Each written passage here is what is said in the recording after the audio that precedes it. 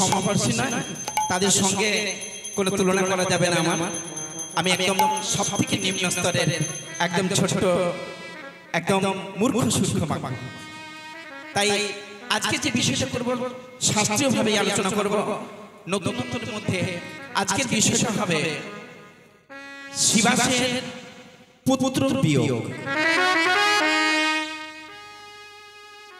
আজকে নতুন বোধহয় এটা হয় না, এর আগে মনে হচ্ছে। তাই আজকে আমরা যেটা আলোচনা করব সেটা হচ্ছে শিবাসের পুত্র বিয়োগ। বিয়োগ মানে চলে যাওয়া। শিবাস পণ্ডিত পঞ্চতত্ত্ব আমরা সকলেই জানি, গৌরাঙ্গ মহাপ্রভু, নিত্যানন্দ মহাপ্রভু, আর সঙ্গে রয়েছেন গদাধর প্রভু আর অদ্বৈতাচার্য। আর যিনি বাকি থাকলেন তিনি হলেন শিবাস পণ্ডিত। এই পাঁচজনের মধ্যে সবথেকে বড় ভক্ত হলো শিবাস পণ্ডিত। সবথেকে বড় ভক্ত কেন সেটা একটু আজকের বিষয়ের মধ্যে আলোচনা হবে, সেটাই আজকে বুঝতে পারবো কেন তাকে সবথেকে বড় ভক্ত বলা হলো। এই পাঁচজনের মধ্যে শ্রেষ্ঠ ভক্ত হলেন শিবাস।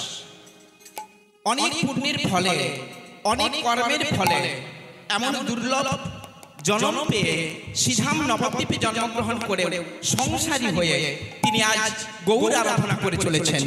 গৌরকে যাতে না ভুলে যায় তার জন্য গৌরের কাছে তিনি প্রতিশ্রুতি হয়েছেন যে গৌরের নাম যাতে সে কোনোদিন না ভুলে যায়, সর্বদা যাতে তার কর্ণে গৌর কোনো কীর্তন শ্রবণ করতে পারে, তার জন্য তাকে কৃপা করতে হবে। তাই এই কলিযুগের আগে যে যুগটা ছিল সে যুগের নামটা কি মা? কলিযুগের আগে কোন যুগ ছিল?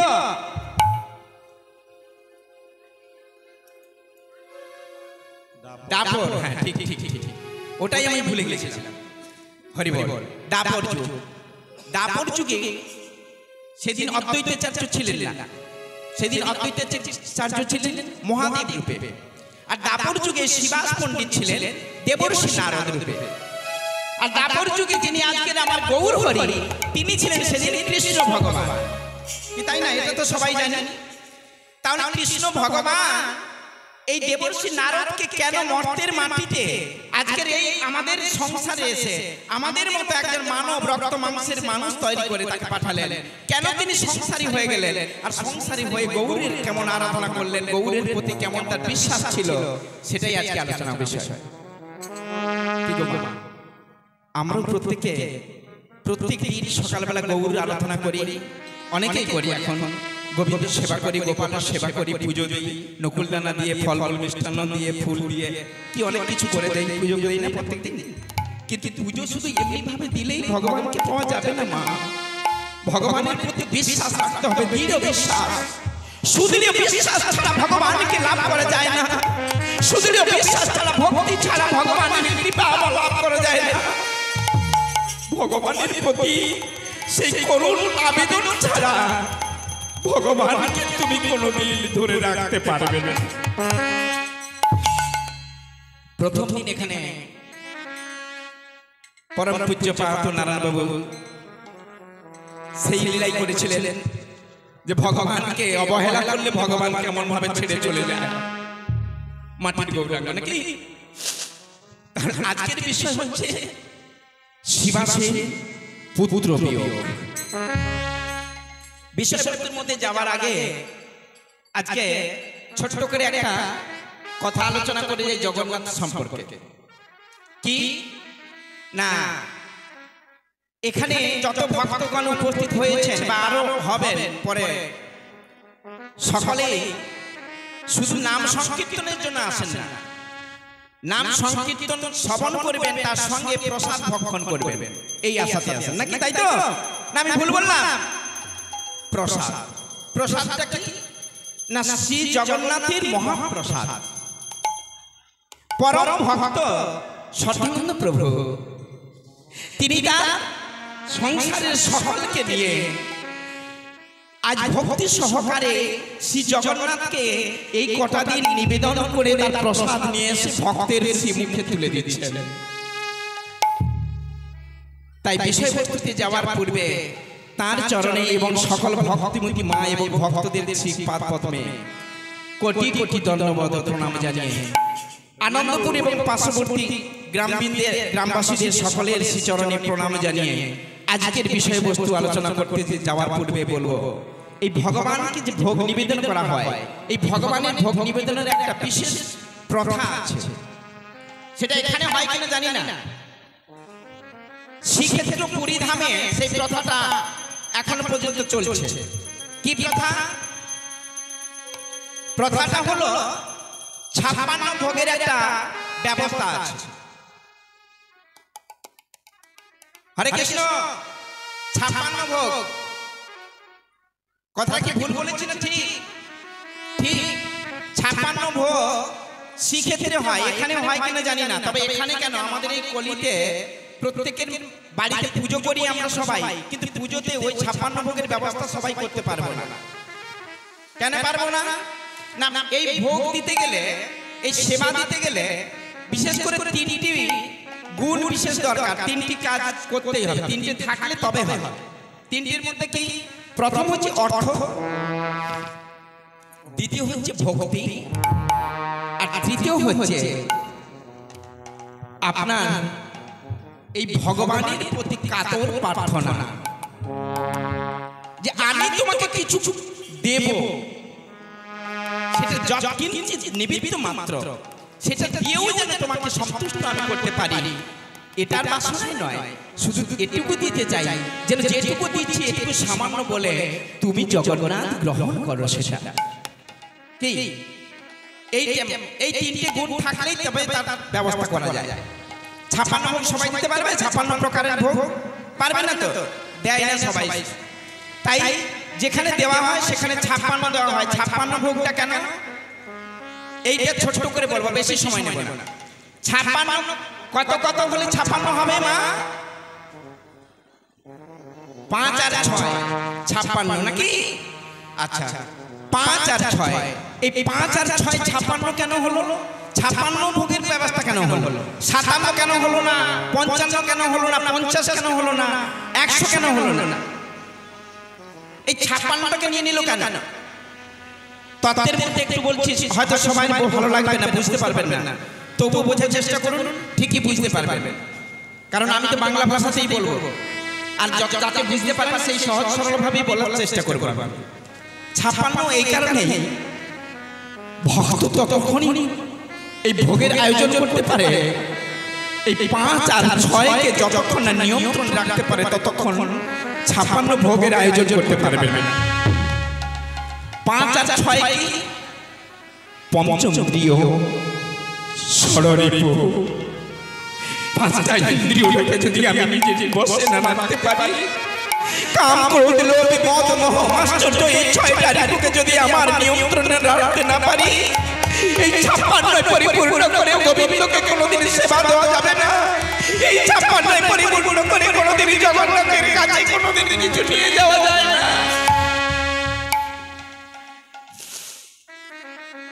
5 আর 6 56 যেমন হয়, এই 56 আবার গুণ করলেও 56 অংশ এসে যায়। 7 আর 8, 7 আর 8 দুটোকে গুণ করলে 56 হবে নাকি? তাহলে 7টা কি? মোদের সাথে সাথে থাকতে হবে, সাথে থাকতে হবে, মোদের সাথে সাথে থাকতে হবে, থাকতে হবে, অবহেলা চলবে না গো, সাথে সাথে থাকতে হবে,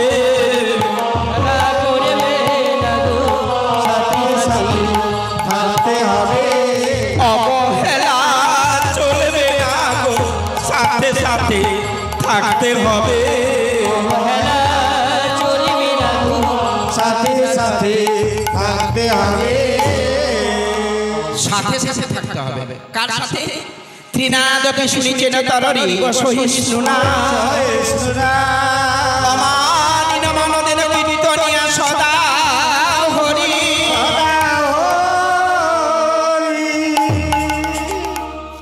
যাকে কেউ কোনোদিন মান দেয় না, সম্মান দেয় না, ভালোবাসে না, যাকে কেউ কোনোদিন স্পর্শ করতে চায় না, তুমি তাকে স্পর্শ করবে। তাই জগতের নাথ জগন্নাথ সারা বৎসর মন্দিরের মধ্যে থাকলেও এই একটা দিনের জন্য বৎসরের মধ্যে একটা দিনই সবার জন্য তিনি বাইরে বেরিয়ে আসেন। এখানে কোনো নিচু জাতি উঁচু জাতি নয়, এখানে কোনো কালো ফর্সা নয়, এখানে কোনো সুস্থ সবল দেখে নয়, এখানে সর্বস্ব জীবীকে তিনি তার কোল বাড়িয়ে দিয়েছেন। তাই সাথে সাথে থাকতে হবে, সাথে থাকতে হবে, সাথে সাথে থাকতে হবে, সাথে থাকতে হবে, অবহেলা চলবে না গো, সাথে সাথে থাকতে হবে। সাথে সাথে থাকতে হবে। হরিবল হরিবল। আজকে মাইতি বাবুর অঙ্গনটা বিরাট জায়গা, বড় মাঠ, তাই একটু ছাড়া ছাড়া বসেছেন কি, তাই না? কিন্তু যদি ছোট জায়গা হয় সেখানেও সেই হরিবাসরে গায়ে গা ঘেঁষে বসতে হয়। কেন না, এখানে গায়ে গা ঘেঁষে বসলে আপনার লাভ হবে। অন্য অনুষ্ঠানে গেলে আপনি ছাড়া ছাড়া বসতে পারেন, হরিবাসরে কীর্তন আসরে ভগবত আসরে গেলে যত গায়ে গা লাগিয়ে বসবেন ততই আপনার নিজের মঙ্গল হবে। কি না, যদি কোনো কৃষ্ণ ভক্ত এসে থাকে তার নিঃশ্বাসে প্রশ্বাসে তোমার ভক্তি সঞ্চারে, তার পরশ মাত্রই তোমার মনুষ্য জনম সফল হয়। আর দুর্লভ জনম তাতে অনায়াসে তোরে যা। আহারে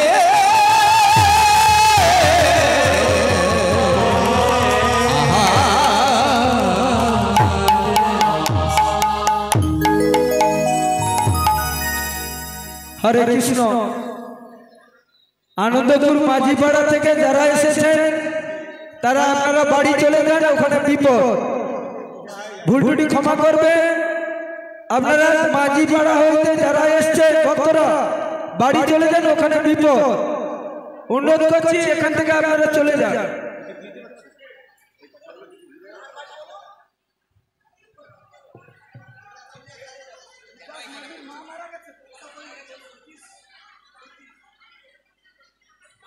হরিবল হরিবল হরিবল। শান্ত হন, শান্ত হন, শান্ত হন।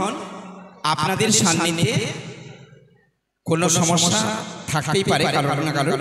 তো যদি কোনো কিছু থাকে দাদা বলে দিচ্ছেন, কথাটা শুনে তাড়াহুড়ো করার দরকার নেই, কোনো ব্যস্ততা হওয়ার দরকার নেই, আস্তে আস্তে করে উঠে যাবে। তবে আমি বলবো আজকের এই আসরে যে সকল ভক্তরা উপস্থিত হয়েছেন সবার ক্ষেত্রে বলছি, যদি কারোর বাড়িতে কোনো বিপদ হয়েও থাকে তার জন্য তাড়াহুড়ো করে ছুটি করে যাওয়ার দরকার নেই।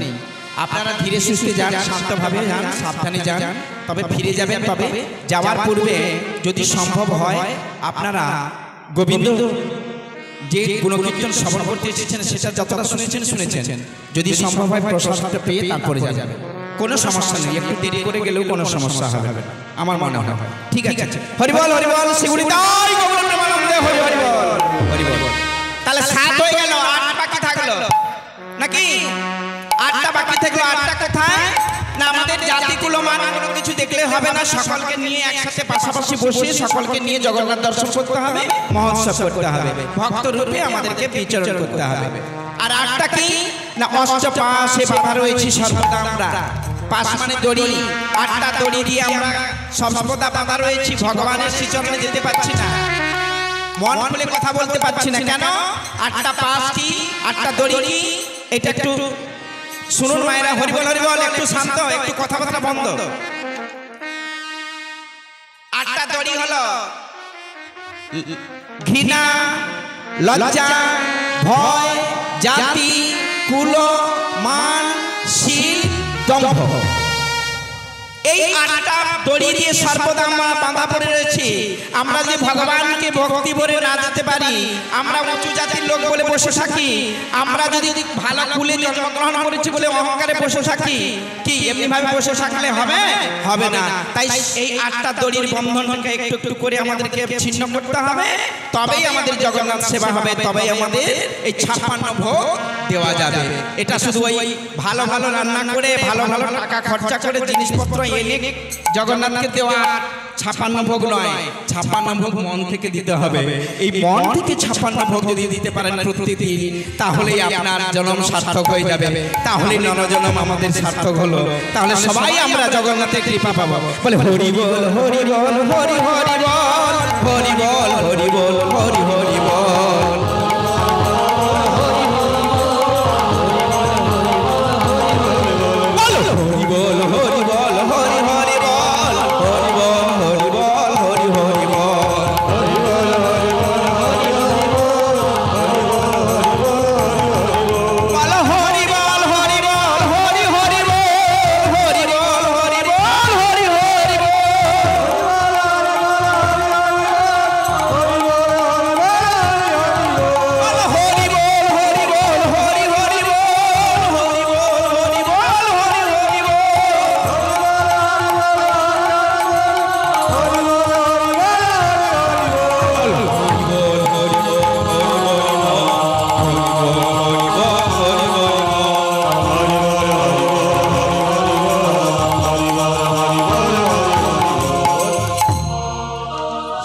মহাপ্রভু তার অন্তরঙ্গ ভক্তদের সঙ্গে নিয়ে বহিরঙ্গ ভক্তদের সঙ্গ দেওয়ার জন্য সকাল বেলায় বেরিয়ে পড়েছেন শিবাসঙ্গনে।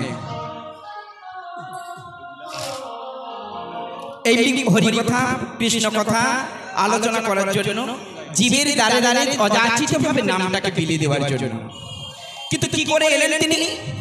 না, দাপর যুগে যখন কৃষ্ণ ভগবান শিরোপীড়াতে আক্রান্ত হয়ে ছলনাময় গোবিন্দ ছলনা করলেন, যে ভক্তকে জানানোর জন্য যে কোন ভক্ত সব থেকে বড় ভক্ত, আমার সব থেকে বড় ভক্ত কে এই পৃথিবীতে, সেটাই জানাতে হবে। নারদ মুনি তখন মনে মনে ভাবছে, বাবা গোবিন্দ এই বিশ্ব চরাচরে এই ত্রিভুবনের মধ্যে একমাত্র ভক্ত হলাম আমি। কারণ আমি সর্বদা কৃষ্ণ গুণকীর্তন করি, আমি সর্বদা কৃষ্ণ রূপ দর্শন করি, আর মুহূর্তের মধ্যে আমি স্বর্গ মর্ত্য পাতাল বিচরণ করি। অতএব আমার মতো বড় ভক্ত এই ত্রিভুবনে আর কেহ নাই। কিঞ্চিৎ বিকার যদি জন্মায় শরীরে, চলিয়া উত্তম পথে সিঁড়ি হইতে ফেরে। বিকার শব্দের অর্থ হলো অহংকার। নারদের অন্তরে অহংকার এসেছে, সে সব থেকে বড় ভক্ত। তাই যখন মনে মনে ভেবেছে যে আমি সব থেকে বড় ভক্ত, এই কথাটা মনে মনে ভাবতে অন্তর্যামী নারায়ণ বুঝতে পেরে গেছেন। আর বুঝতে পেরেই মনে মনে ভাবছেন, বেশ তুমি যে কত বড় ভক্ত সেটা আমি পরীক্ষা করে দেব তোমাকে। তাই সেদিন কি করলেন? নিজে আজ ব্যাধিগ্রস্ত হওয়ার ছল করে ছলনাময় গোবিন্দ আজ দ্বারকার রাজভবনের শয্যার উপরে ছটফট ছটফট করছে, আর বলছে আমার এত অসহ্য মাথার যন্ত্রণা হচ্ছে, এই যন্ত্রণা আমি আর সহ্য করতে পারছি না, বোধহয় এবার মারা যাব। গোবিন্দ নাকি মারা যাবেন, এই কথাটা নারদ মুনি যখন এসে শুনতে পেল, তখনই মনে মনে ভাবছে তাহলে গোবিন্দকে সুস্থ করার জন্য কি হবে? ডাক্তারের প্রয়োজন। ভগবান আপন ইচ্ছায় সবকিছু করতে পারেন, সেটাও বুঝিয়ে দিলেন আজ ভক্তকে। তাই সেদিন যখন তিনি বৃন্দাবনে যেতে চাইলেন না তার এই ব্যাধি সারানোর জন্য বৈদ্যের সন্ধানে, সেদিন সেখানে জোর করে পাঠিয়েছিলেন শ্রীধাম গোবিন্দ, শ্রীধাম বৃন্দাবনে আমার প্রাণ গোবিন্দ তার ভক্ত দেবর্ষি নারদকে। আর সেই যখন শ্রীমতী রাধারানীর পদরজ নিয়ে এসেছিলেন, তখন তাকে আশীর্বাদ করেছিলেন, নারদ তুমি আজকে যে আমার কি উপকার করেছো, এই উপকারের কথা আমি কোনোদিন ভুলবো না। বিনিময়ে আমি তোমাকে বর দিলাম, তুমি আমার সব থেকে বড় ভক্ত হতে পারলে না। শ্রীমতী রাধারানী নিজের প্রাণের বিনিময়ে হলেও আমাকে তার পদরজ দিয়ে দিল বাঁচানোর জন্য, তুমি সেটাও করতে পারলে না। তাই তুমি না বড় ভক্ত হলে কি হবে? আমি তোমায় আমি ভুলিব না গো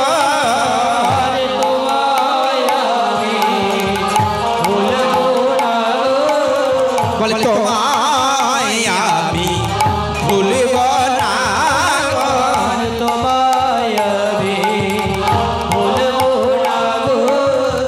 যুগে যুগে ধরে রাখব তোমায় আমি ভুলিব না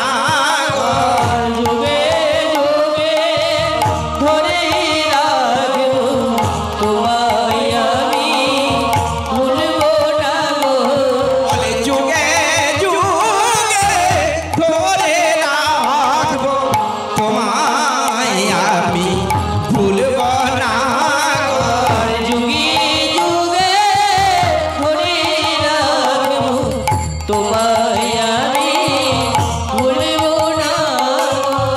দেবর্ষি নারদ মনে মনে ভাবছে বাবা বাবা বাবা শ্রী গোবিন্দ যুগে যুগে আমাকে ধরে রাখবে বলছে, আমাকে কাছে রাখবে বলছে, আমায় ভুলবে না। কিন্তু আজকে যে আমি যে বিভ্রান্ত হয়ে বৃন্দাবন থেকে ঘুরে এলাম, সেই বৃন্দাবনের দৃশ্যটা এখনো যেন আমার মনের মধ্যে জেগে উঠেছে, এখনো যেন সেই কথাটা মনে হয় অন্তর্যামী নারায়ণ। কথাটার অর্থ কি? কথাটার অর্থ হলো অন্তরের কথা না বললেও যে বুঝতে পারে তাকেই বলা হয় অন্তর্যামী। তাহলে ভগবান শ্রীকৃষ্ণ এই ভক্তদের মনে কার কি চলছে এগুলো না প্রকাশ করলেও তিনি সব বুঝতে পারছেন, তাই তার নাম অন্তর্যামী। তিনি নারদের মনের কথাটা বুঝতে পেরে গেছেন, শ্রীধাম বৃন্দাবনের কথা সে যে ভুলতে পারছে না সেটাও বুঝতে পেরে গেছেন, ব্রজগোপীদের টানা হিচড়িতে যে তার মনের যে পরিবর্তন হয়েছিল সেটাও বুঝতে পেরে গেছেন, সব বুঝতে পেরে বলছে তথাস্তু। হাতটা বাড়িয়ে দিয়ে বললেন তথাস্তু, তোমার মন ইচ্ছা পূর্ণ হোক। তাহলে নারদের মনের ইচ্ছাটা কি না, যখন ব্রজগোপী এবং শ্রীমতী রাধারানী যখন শুনলেন গোবিন্দ প্রাণ হারাবে শিরপীড়ায়, তখন বাঁচানোর কোনো উপায় নেই, কেবলমাত্র একটাই উপায় ডাক্তারবাবু বলে দিয়েছেন, ঔষধ একটা। সেই ঔষধের নামটা হলো যে ভক্ত পদ রজ, অর্থাৎ ভক্তের চরণ ধুলি। কি হবে না, ওই ভক্তের চরণ ধুলি এনে ভগবান শ্রী গোবিন্দের শিরদেশে দিতে হবে, মাথায় দিতে হবে। এই কথাটা শুনে নারদ মুনি যখন চলে এসেছে এখানে ওই পদরজের জন্য ভক্তের কাছে, শ্রীমতী রাধারানী আর কি নিজেকে ধরে রাখতে পারে? তখন অস্থির হয়ে শ্রীমতী রাধারানী মনে মনে ভাবছে, আমার প্রাণ যায় যাক, আমার গোবিন্দ তো বেঁচে থাকবে, আমার গোবিন্দকে রক্ষা করার জন্য, আমার গোবিন্দকে বাঁচিয়ে থাকার জন্য যদি আমার প্রাণের বিনিময়েও আমি আমার পদরজ দিয়ে বাঁচাতে পারি, তাহলেই আমার নারী জনম ধন্য হয়ে যাবে, সফল হয়ে যাবে। কি করলেন? জোর করে নারদের কান থেকে ঝুলিটা টেনে নিয়ে নিজের পায়ে ধুলো তুলে দিলেন, যে আমার চরণ তুলে দিলে যদি গোবিন্দ বেঁচে যায় তাহলে আমার চরণ তুলে তুমি নিয়ে চলে যাবে। আর রাধারানী যখন দিলেন গোপীরা তখন আর কি স্থির থাকে? রাধারানীর মতো বলে, আমাদের যদি কিঞ্চিত পূর্ণ হয় আমরাও চরণ ধুলি তাহলে দিয়ে থাকি গোবিন্দকে বাঁচানোর জন্য।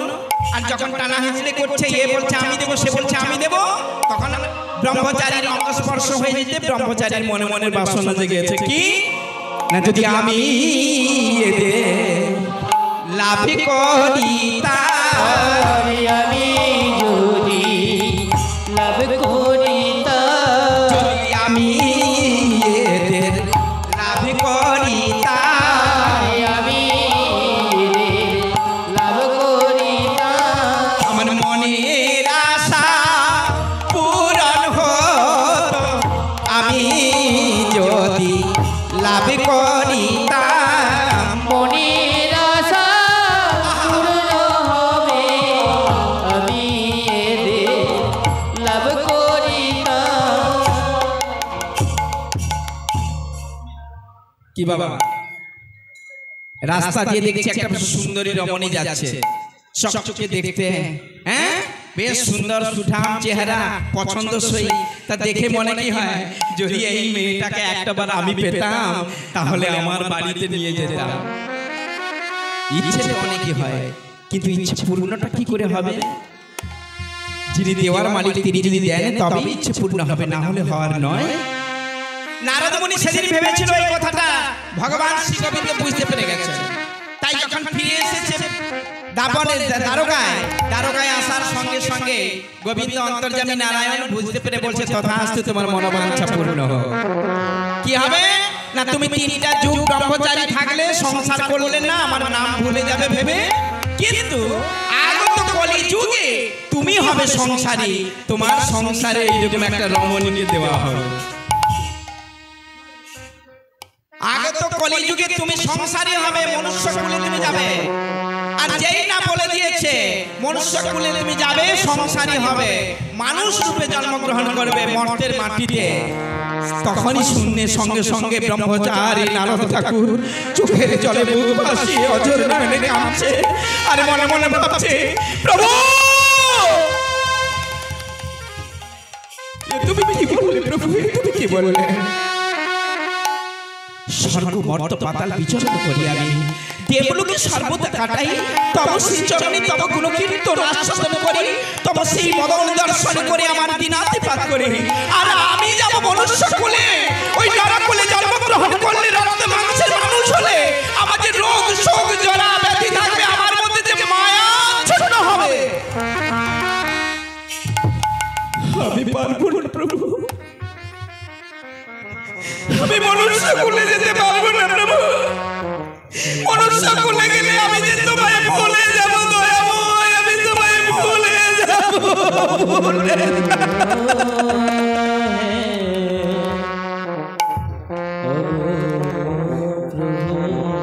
প্রভু। মর্তের মাটিতে যেই পড়েছে সেই সঙ্গে সঙ্গে মায়ায় ডুবে গেছে প্রভু। ওই মায়ার শক্তিটা এমন ওকে ছিন্ন করার কোনো ক্ষমতা কারণ নাই গো দয়াময়। ওই মায়ায় পড়ে গেলে আমি যে তোমাকে ভুলে যাব দয়াময়, ওই মায়ায় পড়ে গেলে আমি তোমার নাম ভুলে যাব।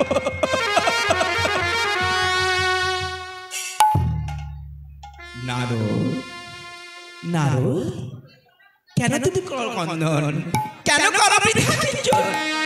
যাতে তুমি না নাম ভুলে যাও আমার, তার জন্য আমি তোমাকে আবার আশীর্বাদ করলাম। তোমার নাম আমি তোমাকে ভুলতে দেব না, সর্বদা তুমি আমার নাম শ্রবণ করবে। তোমার অঙ্গনে আমি প্রত্যেক দিন রাত্রে গিয়ে নর্তন কীর্তন করে তোমাকে নাম শোনাবো। গৌরাঙ্গ মহাপ্রভু হয়ে এলেন কৃষ্ণ ভগবান। আসার পূর্বেই তার সেই নারদ মুনি অভিশপ্ত হয়ে আমার শ্রীধাম বৃন্দাবনে জন্মগ্রহণ করলেন শিবাস পণ্ডিত রূপে। আর সে যে তার পত্নী রূপে যাকে পেল সেই একজন ব্রজগোপী, আর বর্তমানে তার নাম মালিনী। মালিনীকে গ্রহণ করে শিবাস সংসারী হয়ে আজ গোবিন্দ সেবা করে চলেছেন, গৌরের সেবা করে চলেছেন। আর গৌর মহাপ্রভু গৌরাঙ্গদেব তিনি নবদ্বীপে জন্মগ্রহণ করার পরে অন্তরঙ্গ ভক্তদের মধ্যে শিবাসকেও সঙ্গে নিলেন। সকলকে নিয়ে প্রত্যেক দিন সকালবেলায় আজ রাস্তায় বেরিয়ে পড়তেন, নবদ্বীপের পথে বেরিয়ে পড়তেন। কেন না বহিরঙ্গ করে নয় হরিনাম সংকীর্তন, আরে অন্তরঙ্গ ভক্ত নয় করে প্রত্যেক দিন নিশীথে আমার প্রেম আস্বাদন।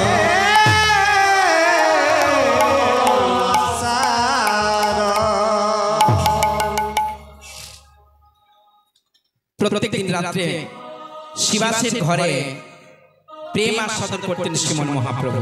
আর সকালবেলা জগজনকে কৃপা করার জন্য, আমাদের মতো নরাধমকে উপকার করার জন্য, বাঁচিয়ে থাকা রাখার জন্য, ভগবানের চরণ পাইয়ে দেওয়ার জন্য আমাদের ঘরে ঘরে দুয়ারে দুয়ারে এসে হরিনাম সংকীর্তন মিলিয়ে দিতেন। তাই আজও বেরিয়ে পড়েছেন অন্তরঙ্গ ভক্ত এবং বহিরঙ্গ ভক্তদের সঙ্গে নিয়ে। নদিয়ার পথে সকলে যাচ্ছেন অগণিত ভক্তগণ, আর সকলের মাঝে রয়েছেন আমার প্রেমের ঠাকুর গৌরাঙ্গ মহাপ্রভু। আজ শিবাস অঙ্গনে নাচে সচির দুলা, শিবাস অঙ্গনে নাচে সচির দুলা, আজ শিবাস অঙ্গনে নাচে সচির দুলা, শিবাস অঙ্গনে নাচে সচির দুলা, সঙ্গীতে নাচে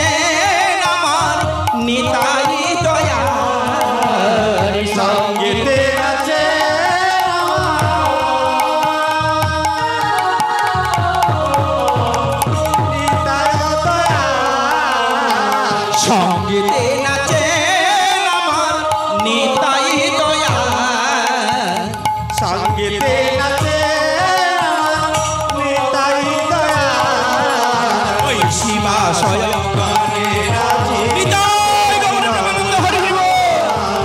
শিবা স্বয়ং গানে নাচে সচির দুলা আমার সোনার গো নাচিতেছে সোনার গোর নাচিতেছে সোনার গো নাচিতেছে সোনার গোর নাচিতেছে আজ ভক্তগণ সঙ্গে করে সোনার গো নাচিতেছে ভক্তগণ সঙ্গে লয়ে সোনার গোর নাচিতেছে শিবা সামনে নর্তন কীর্তন করে যখন দেখলো পূব আকাশে দিনমণি উদয় হয়ে গেছে, শিবান মহাপ্রভু আমার পারিষদগণকে সঙ্গে নিয়ে আজ শিবাসের দ্বার খুলে আজ বাইরে বেরিয়ে পড়লেন। অগণিত ভক্তদের সঙ্গে নিয়ে নর্তন কীর্তন করতে করতে সকালবেলায় নবদ্বীপের পথে পথে চলেছেন শ্রীমান মহাপ্রভু। ভজ গোবিন্দ কহ গোবিন্দ হরি বল হরি বল। লহ গোবিন্দে নাম রে ভজ গোবিন্দ গৌরাঙ্গ মহাপ্রভু গোবিন্দ লাহ গোবিন্দের নাম রে ভজ গোবিন্দ কহ গোবিন্দ লহ গোবিন্দের নাম রে ভজ গোবিন্দ লাহ গোবিন্দ লাহ গোবিন্দের নামে বলে যে জন গোবিন্দ ভজে সে হয় আমার প্রাণ যে জানা গোবিন্দ ভজে সে হয় আমার প্রাণ রে যে জন গোবিন্দ ভজে সে হয় আমার প্রাণ যে জন বৃন্দ ভজি সে হয় আমার প্রাণে ভজ গোবিন্দ কহ গোবিন্দ লাহ গোবিন্দের নাম রে ভজ গোবিন্দ কহ গোবিন্দ লাহ গোবিন্দের নাম রে বলে প্রভাতে উঠিয়া যে জন লয় কৃষ্ণের নাম রে প্রভাত উঠিয়া দিবা লাল কৃষ্ণের নাম রে প্রভাতে উঠিয়া যে জন লয় কৃষ্ণের নাম রে প্রভাতে উঠিয়া লয় কৃষ্ণের নাম রে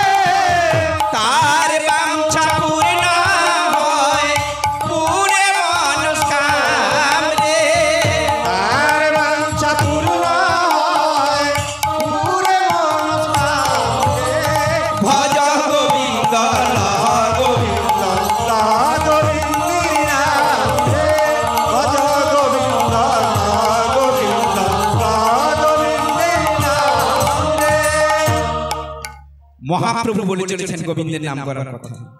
মহাপ্রভু বলছেন প্রত্যেক দিন সকালবেলা উঠে যে কৃষ্ণ নাম জপ করে কৃষ্ণ নাম মুখে আস্বাদন করবে তার সকল বাঞ্ছা পূর্ণ হয়ে যাবে। কি গো মা করেন? সবাই ঘুম থেকে উঠে কৃষ্ণ নাম করেন? হ্যাঁও বলছেন না নাও বলছেন না, যে কোনো একটা বলুন অন্তত। করেন করেন বাহ। আচ্ছা কতজন করেন একটু হাত তুলুন দেখে নিই। সবাই? তাহলে ঝগড়া কারা করে? হ্যাঁ, ঝগড়া করে রাত্রিবেলা ছেলের বেশি রাত্রে বাড়ি এসেছে, স্বামী নেশা করে এসেছে, শাশুড়ি কালকে রাত্রে অনেক কথা শুনিয়েছে, এই সব নিয়ে ঝগড়া বেলা ভোরবেলা কার ঘরে করে? সবাই যদি কৃষ্ণ নাম করেন এগুলো তাহলে হয় না কোথাও? বাবা সত্যি সত্যি তাহলে আমাদের এই মানে পশ্চিমবঙ্গে আমাদের ময়নায় আমার মেদিনীপুর জেলায় সকলেই ভক্ত হয়ে গেছে। বাহ খুবই ভালো। হ্যাঁ হ্যাঁ এটাই ভালো। কিন্তু মহাপ্রভুর এই কথাটা শ্রবণ করে তার অন্তরঙ্গ ভক্তরা সেদিন এই কথাটাকে মানতে পারলেন না। কেন না তারা মানতে পারলেন না এই কারণে যে কৃষ্ণ নাম করলে সকল বাঞ্ছা পূর্ণ হয় প্রভু তুমি বলছো, কিন্তু আমরা ওই কৃষ্ণকেও ভজবো না, কৃষ্ণের নামও করবো না। বলে সে কি কথা, কৃষ্ণ নাম করবে না, কৃষ্ণকে ভজবে না, তাহলে কি করতে চাও? কেন আমরা তোমার সঙ্গে সঙ্গ দিয়ে তুমি যেমন ভাবে সকলকে বলতে বলছো, আমরাও তেমনি ভাবে সকলকে বলবো, আমরা নিজেরাও বলবো ভজ গৌরাঙ্গ গৌরাঙ্গ গৌরাঙ্গের নাম ভজ গৌরাঙ্গ গৌরাঙ্গ ভজ গৌরাঙ্গ গৌরাঙ্গ লহ গৌরাঙ্গের নাম রে। ভজ গৌরাঙ্গ গৌরাঙ্গ যে জন গৌরাঙ্গ ভজে সে হয় আমার প্রাণ রে। যে জনা গৌরাঙ্গ ভজে সে হয় আমার প্রাণ রে। বলে যে জন গৌরাঙ্গ ভজে সে হয় আমার প্রাণ রে। যে জনা গৌরাঙ্গ ভজে সে হয় আমার প্রাণ রে। বলে ভজ গৌরাঙ্গ গৌরাঙ্গ গৌরাঙ্গের নাম রে। ভজ গৌরাঙ্গ গৌরাঙ্গ গৌরাঙ্গের নাম রে। সকালে উঠিয়া যে জন লয় গৌরের নাম রে। সবাতে উঠিয়া যেজন লয় গৌরের নাম রে। বলে সকালে উঠিয়া যে জন লয় গৌরের নাম রে। সকালে উঠিয়া দিবা লয় গৌরীর নাম রে। তার বাঞ্ছা পূর্ণ হয় পুরে মনস্কাম রে। তার বাঞ্ছা পূর্ণ হয় পুরে মনস্কাম রে। ভজ গৌরাঙ্গ নিতাই গৌর প্রেমানন্দ হরি হরি বল। রে। ভজ গৌরাঙ্গ গৌরাঙ্গ গৌরাঙ্গের নাম রে। কীর্তন বন্ধ করো। আচ্ছা এইখানের ভক্তদের কি হয়েছে? হাত নাই, বদন নাই, গলার মতো খাওয়া হয়নি এখন। হরিবোল হরিবোল হরিবোল। এটা কি এখানে নিয়ম আছে যে ঢুকলে যারা বসার আসন পেয়েছে তারাই করবে কীর্তন, তারাই হরিবোল বলবে, তারাই হাত তুলবে, যারা দাঁড়াবে তারা করবে? তাই হরিবোল হরিবোল। মাগো এতে আপনাদেরই লাভ। অনেক জন্মের পুণ্যের ফলে এমন নরজন্ম লাভ করে এসেছেন। নর্তন কীর্তন শুধু দেখলে হবে না, কীর্তনগুলোকে শুনতে হবে, কীর্তনগুলোকে বলতে হবে। হরি কথা বলার জন্য পৃথিবীতে আসা। কি এমন কথা কি এই কথাটা শুনেছি আমরা, কিন্তু করি না তো কেউ।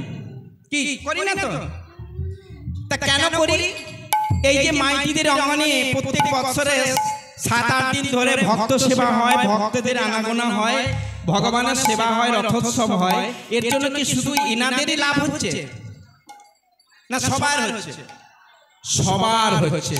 যারা এই যে এসেছেন আপনারা কৃপা করে আপনাদেরও লাভ হচ্ছে, আর যারা বাড়িতে এসেছেন তাদেরও লাভ হচ্ছে। কেন না আপনাদের মতো ভক্ত ছিল বলে এই প্রসাদের জন্য, নামের জন্য আপনারা এমন করে ভক্তের অঙ্গনে আসেন। আর আপনারা না থাকলে ভক্ত অঙ্গনটা শূন্য হয়ে যাবে। তাই নরজন্মের সার্থকতা যদি নামই হয়, ছলে বলে কৌশলে যে কোনো উপায়ে যে কোনো প্রলোভনে একটা বার কি নাম বলা যায় না? একটা বার কি হরি নাম করা যায় না? হরি নাম উচ্চারণ করলে আপনার সকল জ্বালা দূরীভূত হয়ে যাবে। আপনার যত কষ্ট হচ্ছে সব লাঘব হয়ে যাবে। এখানে আপনি বলতে পারেন যে যদি তাই হয় তাহলে এত ভক্তের করুণ ক্রন্দন শোনা যায় কেন? তবে হ্যাঁ, কশ্যপ আর অদিতি সত্যযুগের একটু কথা বলে যাই, মাগো বুঝতে পারবেন না ভালো করে। কেন কৃষ্ণ কথা বলতে হবে, কেন হরি কথা বলতে হবে? হরি নামের সার্থকতা কি? কৃষ্ণ নাম বললে আমাদের কি হয়? কশ্যপ মুনি বিবাহ করেছিলেন দুটোই, দিদি আর অদিতি। তার দুই পত্নীর মধ্যে অদিতির গর্ভে যত সন্তান জন্মগ্রহণ করলো সব হলো ভগবান, দেবলোকে গেল, ভক্ত হলো। আর দিদির গর্ভে যত সন্তান জন্মগ্রহণ করলো সবই হলো অসুর, সবই কৃষ্ণ বিদ্বেষী। বাবা কিন্তু একটা, মা দুটো। দেখুন, একই ঔরসে একই বীজে গাছ জন্মালো, কিন্তু কোনো গাছে ফল ধরেছে, কোনো গাছে আর ফল ধরে না। ভগবান দেখলেন ওই দিদি আর অদিতির মধ্যে পার্থক্যটা যদি বোঝাতে হয় তাহলে হিরণ্যকশিপু হিরণ্যাক্ষকে আমাকে পাঠিয়ে দিতে হবে। তাই দিদির গর্ভে হিরণ্যকশিপু হিরণ্যাক্ষ চলে এলো, আর সেই পিতৃকুল রক্ষা করার জন্য, 14 কুলকে উদ্ধার করার জন্য সেই ভগবান আমার কৃপাময় হয়ে কৃপা করে ভক্ত প্রহ্লাদকে পাঠিয়ে দিলেন। সেই ঘরে ভক্ত প্রহ্লাদ জন্মগ্রহণ করে পিতৃকুল শুধু নয় 14 পুরুষকে উদ্ধার করে গেল কেবল এই হরিনাম মহামন্ত্র দিয়ে, হরিনাম মহামন্ত্রের উপর বিশ্বাস রেখে। তাহলে আজ আমরা সেই হরিনাম মহামন্ত্র বদলে বলতে আমাদের কেন কষ্ট হচ্ছে? গায়ের ছেলে বলে সে ভগবান ডাকতে পারে না, নিচু জাতিতে জন্মগ্রহণ করেছে বলে সে হরি কথা বলতে পারে না, এটা কোনোদিন ভাববেন না। কেন না, চৈতন্য চরিতামৃত শাস্ত্রে তার প্রমাণই বলেছেন কৃষ্ণদাস কবিরাজ।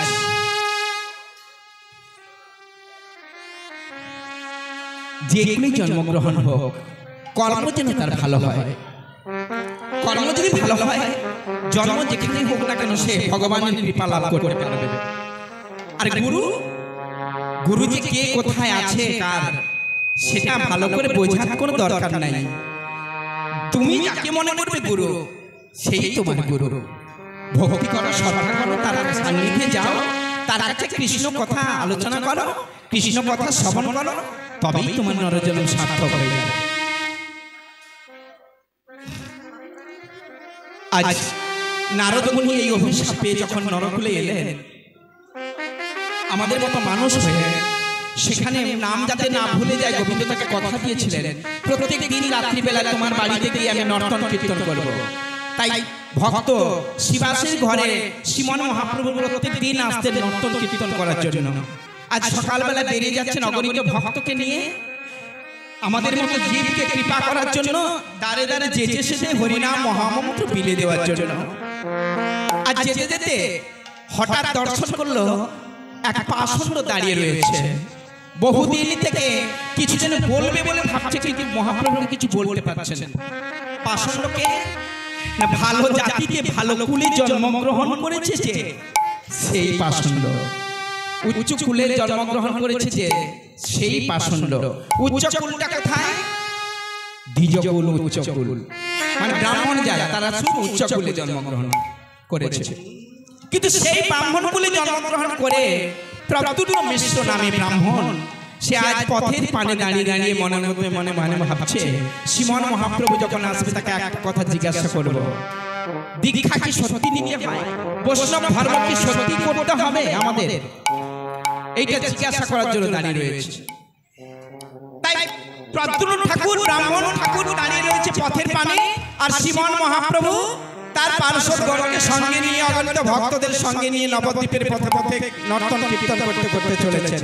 প্রাণ ভরে শ্রীমন মহাপ্রভু পূর্বের দিনের মতো আজও বলে চলেছেন, কৃষ্ণ কেশব কৃষ্ণ কেশব কৃষ্ণ কেশব পাহি মা, রাম রাঘব রাম রাঘব রাম রাঘব রক্ষমা। কৃষ্ণ কেশব কৃষ্ণ কেশব কৃষ্ণ কেশব পাহি মা, রাম রাঘব রাম রাঘব রাম রাঘব রক্ষমা। কৃষ্ণ কেশব কৃষ্ণ কেশব কৃষ্ণ কেশব পাহি মা, রাম রাঘব রাম রাঘব রাম রাঘব রক্ষমা। কৃষ্ণ কেশব কৃষ্ণ কেশব কৃষ্ণ কেশব পাহি মা, রাম রাঘব রাম রাঘব রাম রাঘব রক্ষমা। কৃষ্ণ কেশব পাহি মা, রাম রাঘব রক্ষমা। কৃষ্ণ কেশব পাহি মা, রাম রাঘব রক্ষমা। কৃষ্ণ কেশব পাহি মা, রাম রাঘব রক্ষমা। কৃষ্ণ কেশব পাহি মা, রাম রাঘব রক্ষমা। কৃষ্ণ কেশব কৃষ্ণ কেশব কৃষ্ণ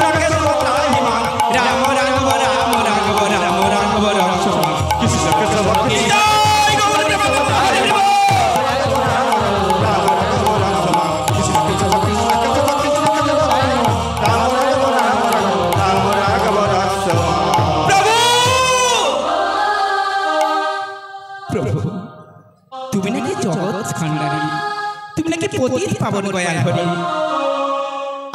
আমি একটা কথা বলবো প্রভু। কে তুমি? আমি আমি হলাম প্রদ্যুম্ন। ও তা কি বললে? প্রভু আমি তোমার সঙ্গ পেতে চাই প্রভু, আমি তোমার সঙ্গে নর্তন করতে চাই, আমি তোমার সঙ্গে কীর্তন করতে চাই। ও পাষণ্ড, নর্তন কীর্তন করে ভিতর গলায় দেখি মালাও নেই, আর তোর পরনে দেখছি একটা ধুতিও নেই, উত্তরীয় নেই। হরি বল হরি বল। যারা প্রসাদ পাচ্ছেন পাক, যারা প্রসাদ পাচ্ছেন না অপেক্ষা করছেন, তারা অন্তত একটু সময় আমার কথাগুলো একটু বোঝার চেষ্টা করুন। মহাপ্রভু কি দেখালেন?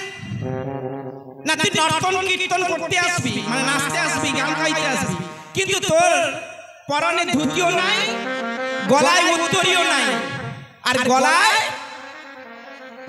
তুলসী কাঠির মালাও নাই। তাহলে তোকে কি বোঝা যায় তুই হিন্দু সন্তান, সনাতন ধর্মের মানুষ? কি বোঝা যায়? বোঝা যায় না। তাই তোকে দেখে আমার সন্দেহ হচ্ছে। আচ্ছা প্রদ্যুম্ন, তোর নামটা তো প্রদ্যুম্ন, খুব সুন্দর। তা তোর জন্মটা কোথায় বলতো? আমাদের এই ভারতবর্ষে অনেক জাতির মানুষ আছে।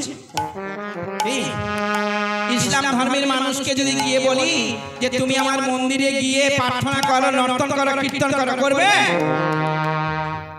করবে না তো। আবার ওই যদি ইসলাম ধর্মের মানুষটা এসে আমার মন্দির, প্রতিষ্ঠিত মন্দিরে উঠে পড়ে, তাহলে কি হবে? আবার পুনরায় অভিষেক করাতে হবে। কেন না? তার দেহটাই সংস্কার করা হয়নি। তাই অসংস্কার মানে পবিত্র না হলে, পবিত্র দেহ ছাড়া মন্দিরে ওঠা যায় না, তাই না? তাহলে আপনি সনাতন ধর্মের মানুষ হয়েও যদি আপনার দেহটা পবিত্র না হয়, আপনার দীক্ষা না হয়, আপনার গলায় মালা না থাকে, আপনার পরনে যদি ধুতি না থাকে, গলায় উত্তরীয় না থাকে, আপনাকে সনাতন ধর্মের কোনো ভক্ত বলে পরিগণিত করা যাবে না। তাই কীর্তনে আসলে, অন্তত কীর্তন করতে এলে, কীর্তন শুনতে এলে সনাতন ধর্মের মানুষের একটা বস্ত্র বিশেষ করে প্রয়োজন, গলার উত্তরীয়। এই উত্তরীয়টা কেন? মানে যে গলায় একটা আছে, কীর্তনিয়াদের দেখা যায় না, অনেক বৈষ্ণবদের দেখা যায় না, এটা থাকে। কেন থাকে? এটার নাম কি? এই উত্তরীয়টা থাকার কারণ কি? বলি আমরা সবাই গোপী, সবাই গোপী, সবাই গোপী, সবাই গোপী, আমরা সবাই গোপী, সবাই গোপী, সবাই গোপী, সবাই গোপী, আমরা সবাই গোপী হলাম, সবাই গোপী, সবাই গোপী, আমরা সবাই গোপী হলাম, সবাই গোপী, সবাই গোপী। হরি বল হরি বল। আচ্ছা গোপী কাকে বলে, নারী না পুরুষ? জায়গাটা ছোট হয়ে গেছে না? ও চালিয়ে যাবো। হরি বল হরি বল। শ্রী গুরু নিতাই।